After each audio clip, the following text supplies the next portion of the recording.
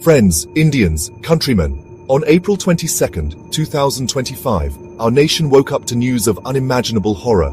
26 innocent pilgrims on a journey of faith to the holy Amarnath shrine were brutally murdered by terrorists in Pahalgam, Kashmir. These were not soldiers. They were not politicians. They were ordinary citizens, mothers, fathers, sons and daughters, whose lives were cut short by the venomous tentacles of terrorism. The blood of innocents stained the pristine snow of the Himalayas, a stark reminder of the evil that lurks across our borders. Pakistan, the breeding ground of terror, denied any involvement as they always do. But the evidence was clear. The Lashkar-e-Taiba and Jaish-e-Mohammed, Pakistan's proxies, claimed responsibility for this cowardly act. Their motive? To break India's spirit, to cripple us with fear. But little did they know, they had awakened a sleeping giant. India's response was swift. India's response was decisive. India's response was Operation Sindoor. This was not a time for empty words or diplomatic platitudes. This was a time for action. For too long, we have been the victims of cross-border terrorism. For too long, we have shown restraint in the face of provocation. But no more. Operation Sindoor sent a clear and unambiguous message to Pakistan and its terror masters. You strike us, we strike back. Operation Sindoor was not an act of aggression, but a measured and calibrated response to a heinous act of terrorism. Our target was not the people of Pakistan, but the terror infrastructure that operates with impunity on their soil. At dawn on May 6, 2025, the Indian Air Force launched precision strikes on 9 terrorist camps across Pakistan and Pakistan-administered Kashmir. These were not random targets.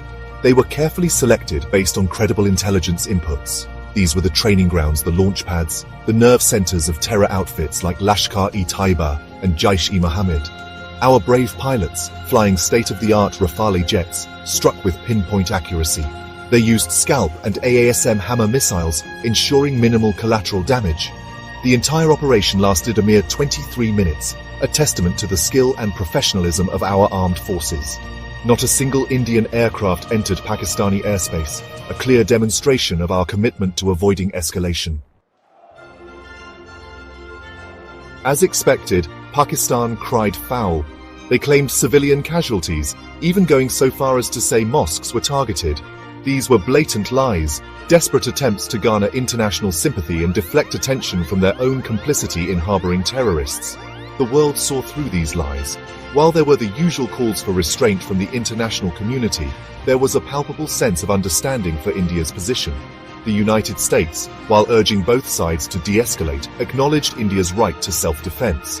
Even China, Pakistan's all-weather ally, refrained from outright condemnation. Back home, the nation erupted in jubilation. From the streets of Delhi to the villages of Kanyakumari, people hailed the government and the armed forces for their decisive action. Operation Sindoor was not just a military operation, it was a statement of India's resolve. It was a moment of national unity and pride.